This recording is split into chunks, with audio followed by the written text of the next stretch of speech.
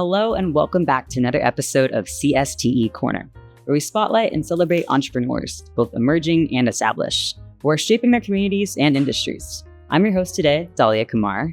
Today's episode is extra special because we're diving into the world of community building, culture, and small business entrepreneurship with someone who has truly created a home away from home in the Northridge area. Joining us today is Abby Cua, the owner and heart behind Café Aficanado. Abby's journey is an inspiring one. From passion for coffee and Filipino culture to building a welcoming neighborhood space that blends quality, creativity, and community. What started as a dream has grown into a cafe that students, locals, and coffee lovers proudly call their spot. We'll be talking about her entrepreneurial beginnings, the challenges of running a small business, and how she continues to use Café Aficanado to uplift culture, connection, and creativity in the Valley. Before we jump in, if you'd like to learn more about what we do here at CSTE, make sure to follow us on Instagram at CSUN_entrepreneurship for the latest updates, behind-the-scenes content, and upcoming events. Hi, everyone. I'm here with Abby Cua. Could you introduce yourself to our audience? Yeah. My name is Abby Cua, co-owner of Café Aficanado, located in the city of Northridge in California. And we have been open for about 8 years coming this May. How did the idea of starting Café Aficanado come to fruition? Like, what made you and Reggie say, I want to start a cafe? Well, actually, this cafe was actually Reggie's dream of being able to draw community and being able to bring community and coffee culture to the Valley. Because at the time, there wasn't many third wave coffee shops, which are like independently owned small business coffee shops in the Valley, like all over California that started to kind of take over. But we noticed that there wasn't one close to us, We actually didn't know where we were going to open up. And we actually lived across the street at the time and this spot became available. And we thought it would be perfect because at the time, CSUN only had Starbucks and the coffee shops that are on campus. So we really wanted to bring a place where people can gather, they can meet culture, coffee culture, community, and have a space where they can, meet with friends, their kids, catch up, like parents who are coming to visit their kids that are dorming. Coffee culture is something where you relax, you unwind, you gather with somebody. And here is so fast paced. Like you go to places like Starbucks, you can pre-order. You go to Coffee Bean. It's like you just grab and go. We wanted a place where people were going to sit down, hang out, talk. We love trying coffee and going to other places outside of our area. We're like, CSUN needs that, a place where they can gather and kind of hang out. So what does coffee culture mean to you? Like maybe like here specifically, like what type of culture were you trying to brand? We're just trying to bring a sense of community, like CSUN is not like, it's a commuter school. So yeah, there are people in the dorm, but there's a lot of people who commute in and out of here. So we really want to bring that sense of community to our space, like the coffee culture where you're not grab and go. Like I said, it's more like you sit down, you can enjoy a cup of coffee, you can do your homework, you can work from home, but where our baristas know you by name, over time, we always tell them that the customer experience is probably the best way to get people to come back, because anybody can serve you a good cup of coffee, but if you make people feel loved and cared for and seen, or like remember their name, remember their order, 90% of the time, that's why they're coming back. Because even if it's just an okay cup of coffee, they know that when they come in here, that we genuinely care for them. First, I always tell our staff, the first thing you do is greet people when they walk in. Like, don't let the opportunity pass you by. Just like, even if you just have to like turn your head up really quick, like, hey, good morning, hi, how are you? Or welcome. Those are the things that draw people back. So you started about 8 years ago in 2017, we started building out the space. Yeah. And then what was that journey like? Like how long did it take to actually get this place open? Okay. So we actually got our keys in September of 2017. And we were so ambitious. Reggie was like, oh, in a couple of months, we'll be open in like a month or two. We're going to build this space. But it literally took us probably from October to February the next year. And that's when we did our soft launch, and we did our hard launch in May. So it took us about maybe like 6 months to really get grounded. And Reggie had built everything from the ground up here. This was actually like an open space. It wasn't even a cafe before. It wasn't even anything towards what we've always done now. It was a workout space and where they made protein shakes. So he would spend 12 hours from 6 p.m. to 6 a.m. building it. So everything you see here was stuff that we built on our own, like the benches, the countertop, this table that we have as a community table. He actually sanded it and stained it himself. Yeah. And what were those obstacles like when you first began like opening? Like what hardships did you face? What challenges? I wouldn't say that it was hard. It was just more challenging that like I was still working a full-time job. Sean was still really young and still in school. Just trying to navigate how to do it where we didn't accrue a lot of debt. So everything that Reggie did here was debt-free. So we got everything that we could on Facebook Marketplace, OfferUp. So we were going to break the bank because we didn't want to go into business having so much debt. Yeah. So building everything from the ground up, trying to really cast our vision, just took a lot more time than we thought. So I think that's like the challenges that we face building into the space. I think the first couple of months of getting into business is really establishing ourselves in our community, letting people know that we were here, because we had such a big like net we wanted to cast out to be able to get the people of not just Northridge, like in the Valley. We wanted to be known as a local family-owned coffee shop. It wasn't even like the Filipino culture that we're working towards now. It was just more of like a community space where we can get to know people in the Valley. And then like our vision, like I said, was for CSUN to be able to have a space that they can gather. So you mentioned it a little bit, but what were you and Reggie doing before you started Cafe? So Reggie is a veteran. So he served in the Coast Guard and for about 8 years, and then he worked independently for a long time. So him traveling. Probably. Yeah, that's really where his like traveling, where he got a lot of experience with traveling, was from when he was in the Coast Guard. So he got to do that, and then when he started working for himself, like doing mortgage and loans and stuff, he was able to travel a bit more because he had the capacity to. He worked a little bit of corporate for a little bit, and then my background is I went to nursing school. I've worked in like healthcare administration. I've done like corporate jobs, account managing, just more like office work. So going into this, we kind of blindly went into it, and we just learned along the way. So we didn't go to like culinary school. We didn't go to learn how to be a barista. We kind of just like self-taught. Or had like a love for coffee. Yeah, and it's just the love for coffee came, like I said, it goes alongside with community, is being able to just gather in a space. And Reggie loves coffee, and he doesn't even really drink lattes. It's more just espresso, Americano. Then I didn't really drink coffee when we first started. So I'm the one who started doing like the chais and the lemonades and the iced teas. So he brought more of the coffee portion, and I brought more of like the non-coffee drinkers. That's where I was thinking. And over time, I've grown to like love. Well, I mean, that makes sense. Like you're both bring different variety to the marketing together. Like both of your takes to make something together. Yeah. So we're very opposite because he's more savory. I'm more sweet.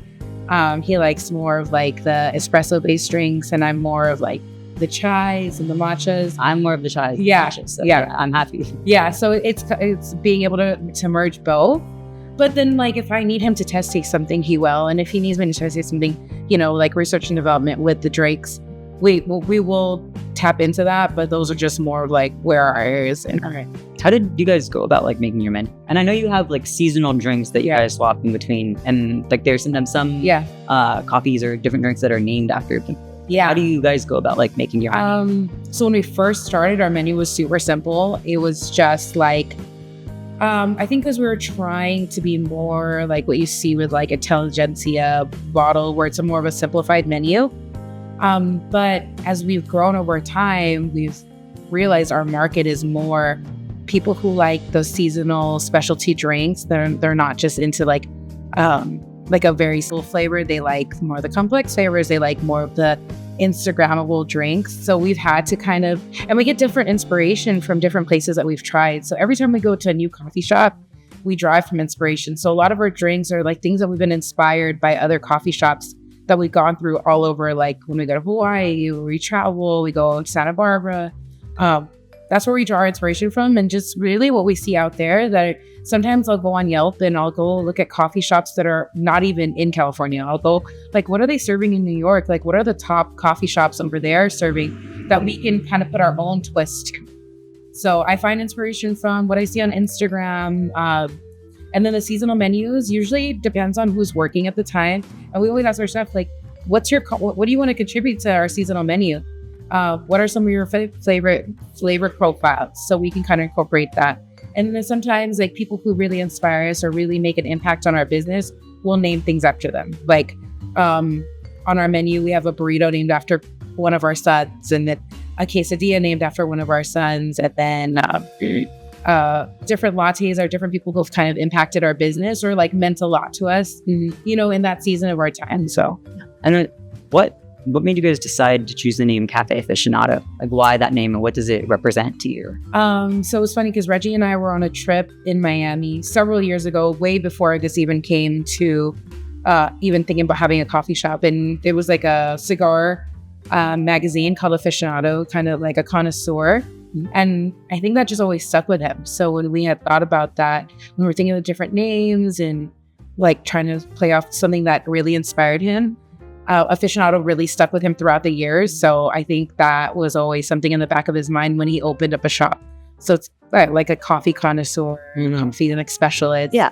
So that like you provide something's more specialty. Yes. Yeah. The experience. So our specialty coffee is not, or we always said it's not just about the coffee. It's the culture. It's the community. It's the space. It's how like I guess we want to uplift our community. Uplifted is like our motto.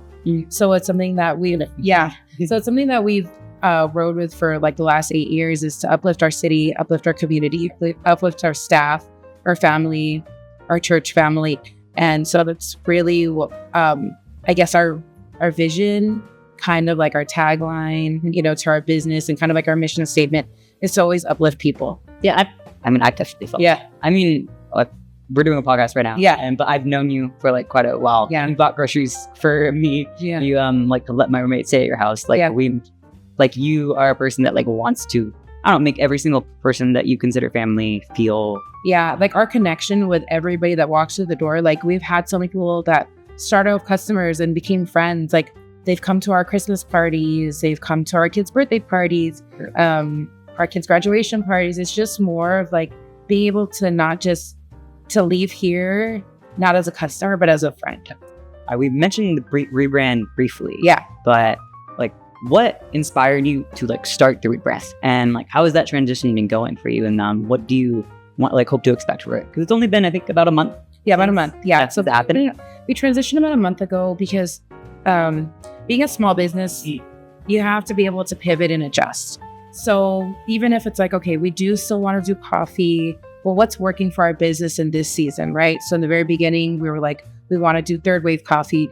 And then we're like, okay, then we have to pivot and we want to start doing specialty drinks. And then our first menu was just pastries, no hot food, and just coffee. And, you know, so over time, as a business, you have to see what's working for you and not working for you.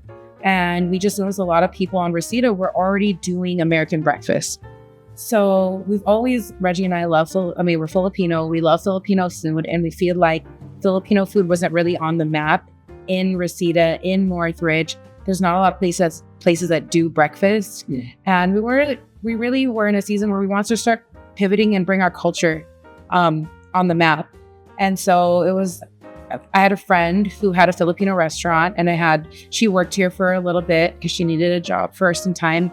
And so Reggie and I talked about it. I'm like, what would it look like if we started to do Filipino breakfast? Maybe we could gain more traction. Maybe we can start being relevant again, you know, because after a while you just become, you know, you're just like every other coffee shop. But I wanted to do something different. So we talked about it at home. Like I said, my friend who worked here before owned a Filipino restaurant.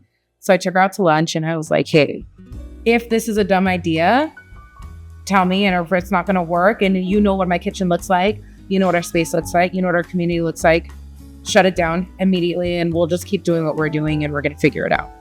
And she was like, no, I think it's great. I think that you guys have the heart for the city, you have the heart for your culture. I think this is going to be a new wave for you guys to ride. And so that was in July. And then we started talking about menus and ideas and what would that look like for our staff? Because for the longest time, maybe since COVID till now, we've had the same menu. And so it would look like we would change our inventory. We had to train new things, add new things, take out some things that weren't working for us. So yeah, we were just in a season of pivoting, figuring out what we still needed to do, what we didn't need to do anymore, what wasn't working for us and what was working for us. So we started training in August and September, and then we hard launched in October. How long did that process take? Like, when was the first time you had the thought of making it a Filipino fusion cafe? Yeah. And then now in September. Yeah, just like July. It was just something that Reggie and I have been talking about. Like, business goes up and down, and you just have to kind of ride the wave and see where that's at.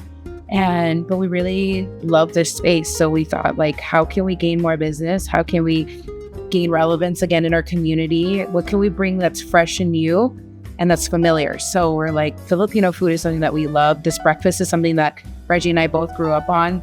We use like my grandma's recipe for some of the plates that we're doing.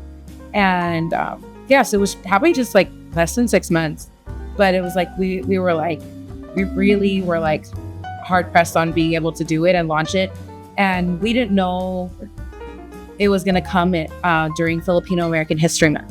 So it was kind of like the perfect pivot for us, because we're like, this is a time that people are like Filipino culture. They're into the history. History is like our family and our ancestors who kind of brought that we grew up on. So yeah, it was less than 6 months, but we had a deadline, we had goals, we had things that we wanted to be met. And we partnered with such great people. Our friend who redesigned the space, Adri, she's very into, she works with FASA. She's on the board there at CSUN. So she does a lot of Filipino, cultural things. My friend Carissa and Charlie, they're the ones who own the Filipino restaurant. Yeah, I saw them here when training the staff. Yeah. They let me have a little sample plate. Yeah. Oh, that was, because I've never really had Filipino food before. Yeah. I've never had spam or long silo. Yeah. And because as a person who likes sweet meat, yeah, it was really delicious. I was missing out on a lot. Yeah, so that's really why we wanted to start that, is because there's a lot of people, so many cultures at CSUN that have never tried Filipino food. Mm-hmm. People who are even Filipino and probably grew up with more American breakfasts like croissants or French toast have never really experienced that. So we wanted that home cooking kind of feel. That's why we make everything in-house. I mean, not the spam, but we marinate our meats in-house, make our longanisa in-house. So it feels like more family kind of vibe than more like a corporate kind of vibe. Like we're just buying and we're sourcing these things out when we can make it here. And now we have control of the sweetness or the quality or what really goes into it. How did you set the net for the event of the rebrand? So I know I saw the posters of the Café Aficanado rebrand. I helped pass them out with Kaylee, the barista.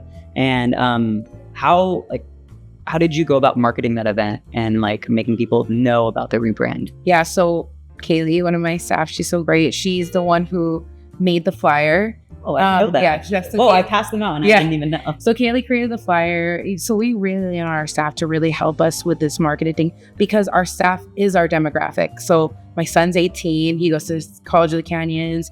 Vera, Kaylee, Kian, they all go to local colleges around the area. So I really worked with what I had, because sometimes when you have a business, you don't have the budget for everything. So it's really a lot of Instagram, asking friends to repost, asking friends to pass out flyers. We had put in so much money into the rebrand and the refresh of the whole location, but sometimes our budget was so small for that. But we had still such a great turnout. Our business that day was probably triple a normal day. Yeah, it was packed. It was really busy, but it was really nothing more than, as you go along, you have to start finding other ways to market. But really that was just Instagram, TikTok, flyers, and then word of mouth with a lot of friends. We just really depended on our community to really carry that event to hopefully have a good turnout. And so, how does it feel now, a month after the rebrand? How are you feeling about it, and how do you want to move forward? It feels great. We have met so many new faces. There's so many people who had never really heard about us and are trying us for the first time and trying Filipino food for the first time. There are people we heard from a friend who had Filipino food. I one day was working here and somebody had come out from Malibu who had heard about us from his surfer friends, because it's that's a far drive. That's pretty cool. Yeah, because he surfs with them, and it's either it's similar to Hawaiian food, which it is. So he was like, I came out here just to try it, and it's great. It's like really feeling like a fresh start, but still established with so many customers that we've had over the last 8 years who are like supporting our pivot too. So not only are we gaining new customers, but we still have the support of the customers who are like, okay, you're not doing as much American breakfast anymore. We're going to learn to love your food, and we're going to try it. And it gives people an opportunity to try part of our culture that they won't experience at other coffee shops along the way. Because a lot of the coffee shops on Reseda are just more like pastries and coffee. Really making your business more distinct from the other cafes on the market. Yeah, so that was our vision, is to be like something that that's something that stands out about us.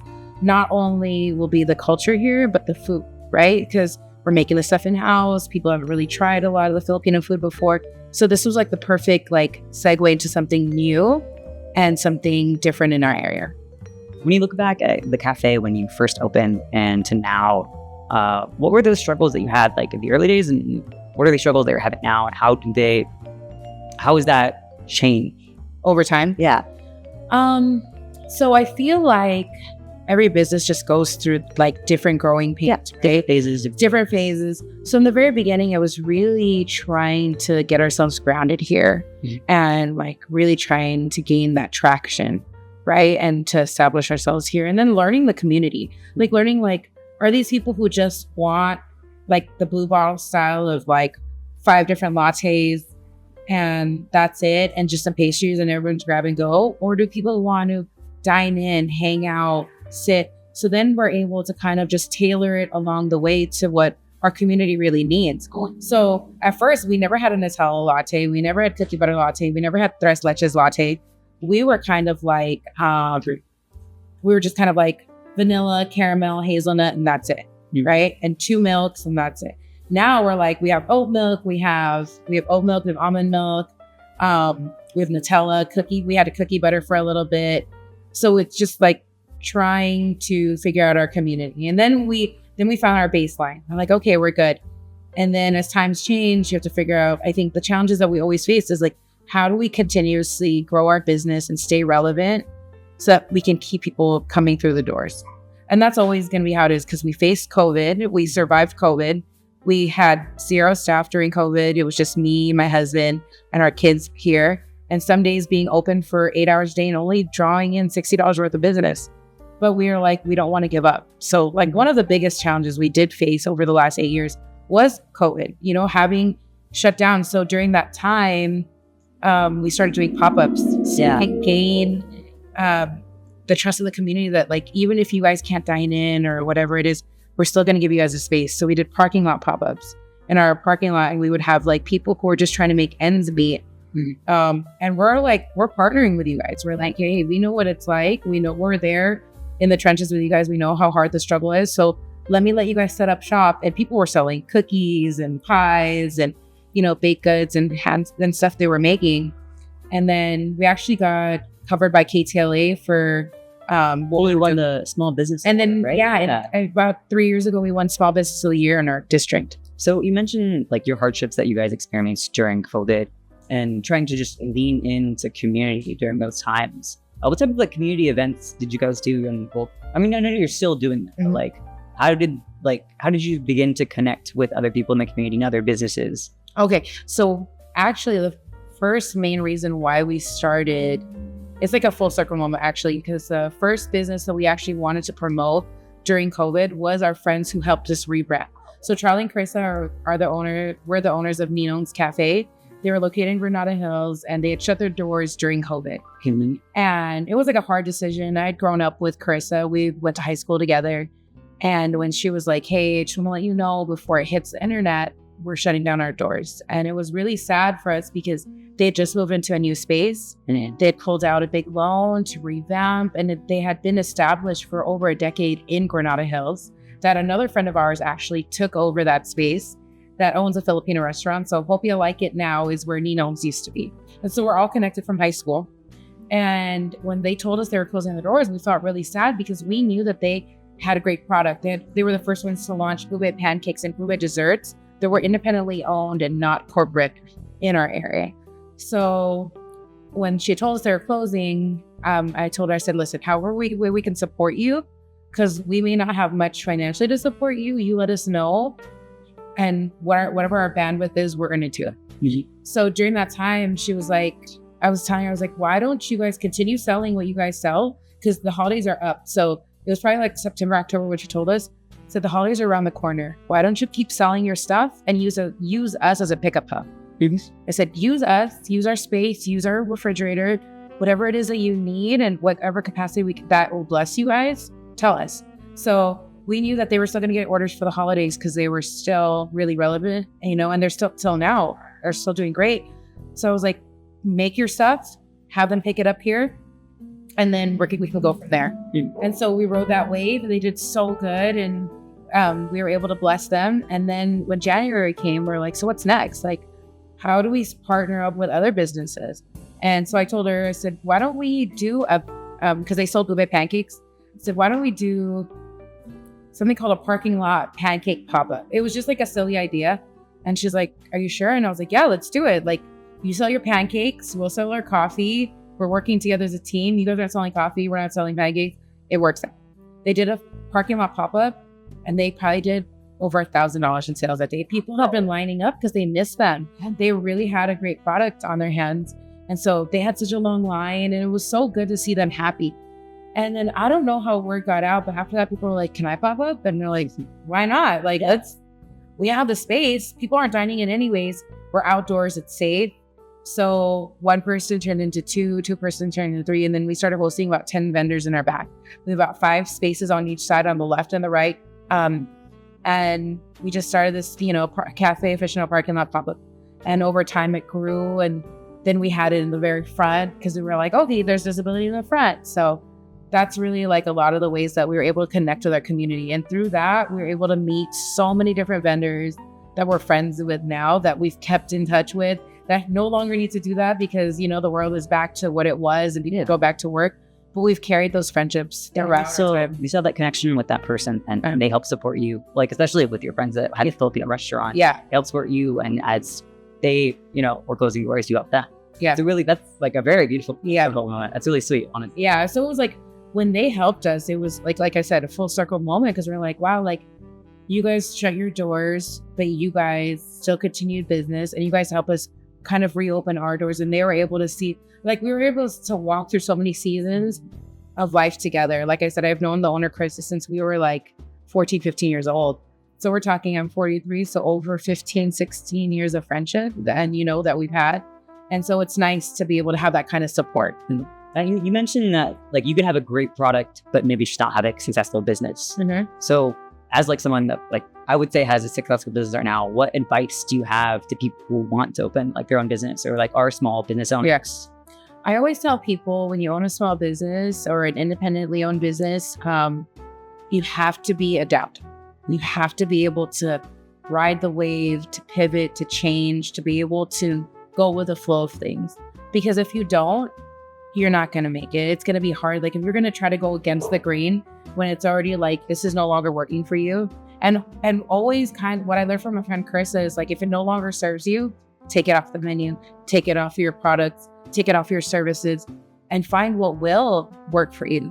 Because with that, you're able to grow your business. You're able to adjust, like a plant that needs to be pruned, or sometimes you got to take out the weeds. Sometimes you got to take out, you have to be pruned and to be able to grow and stretch yourself as a person.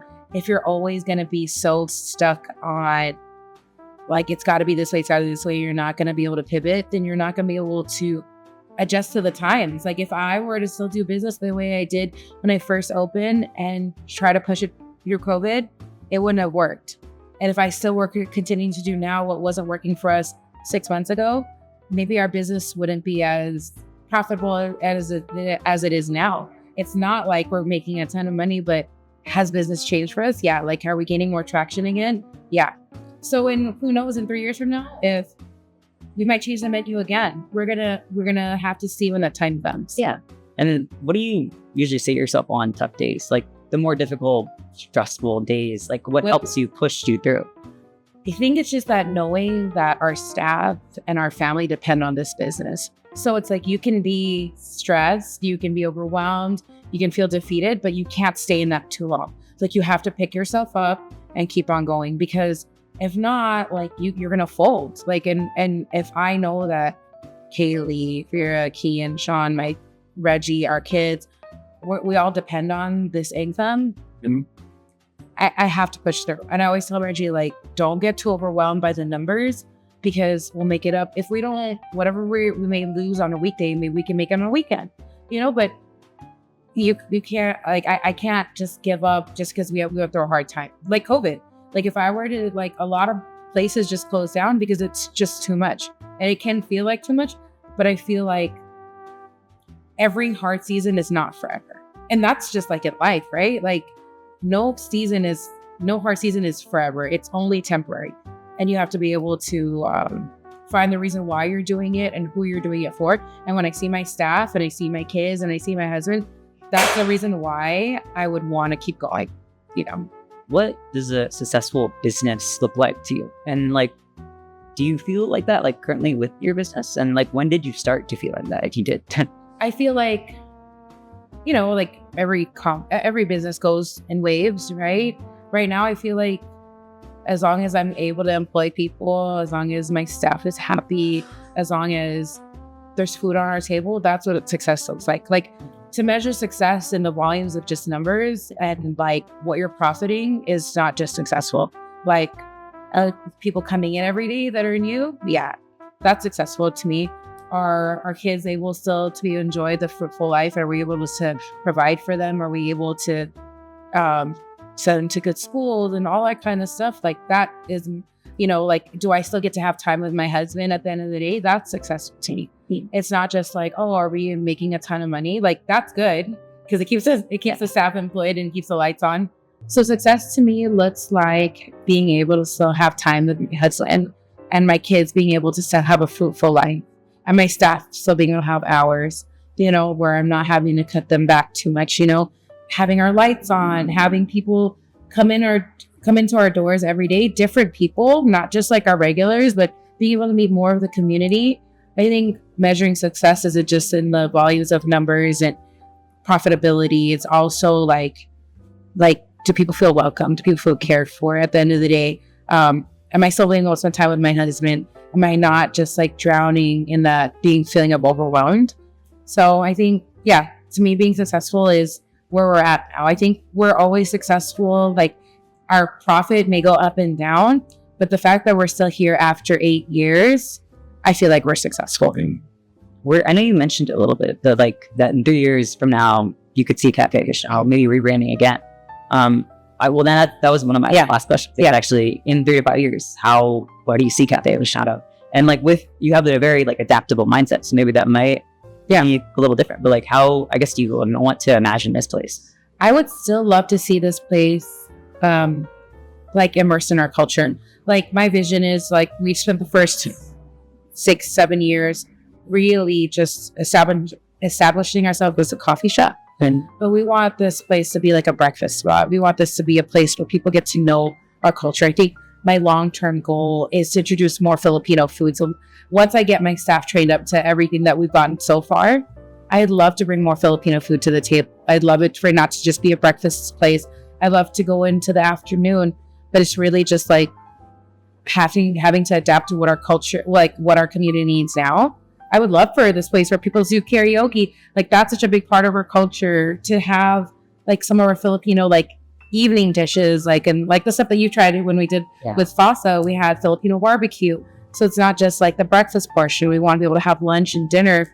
But I want to build up to that. I think I really would love to be somebody that this generation that Reggie and I are in, where we really care about the quality, really care about what goes into it, to be a Filipino restaurant.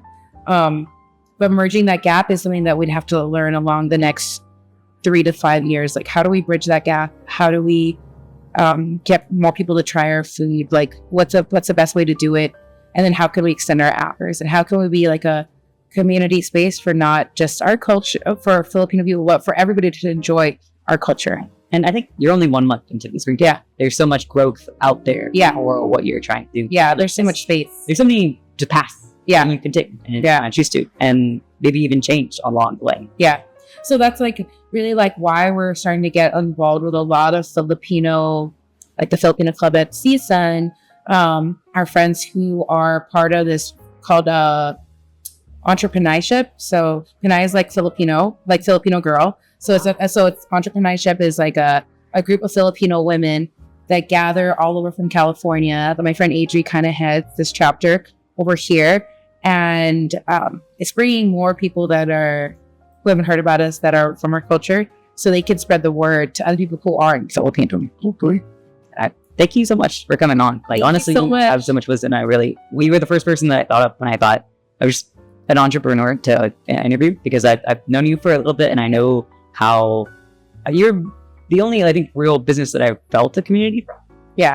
And I think that's like the impact that people have to realize, like when you do run a small business or independently owned business. I don't always say small business because I feel like every business is big. Every business that every person does is a huge deal, right? So when you're an independently owned business, like making that impact and making that mark is really where it leaves people. Like I said, 90% of the reason why people are going to come back is the way you make them feel, but thank you so much for thinking of us. I think it's so important for us to keep on connecting with our community, connecting with our independently owned businesses, so that you get to know them too and where their heart is behind it. So, and where can anyone watching find this cafe, find your social medias, or maybe even any small businesses that want to contact you to get pop-ups? We're on Instagram, so it's Café Aficanado _LA, and we're on TikTok. That's where they can find us. That's really where our social media is right now and our presence. And I think we're on Facebook. I don't know how much people use Facebook anymore. Well, yeah. Thank you so much. I really appreciate it. Thank you. That's it for today's episode of CSTE Corner. A big thank you to Abby for reminding us how powerful community and culture can be in shaping local businesses. If you want to stay connected with us and everything that CSTE does, don't forget to follow us on Instagram at CSUN_entrepreneurship. I'm Dalia Kumar. Thank you for listening. And until next time, keep supporting your local creators and entrepreneurs here.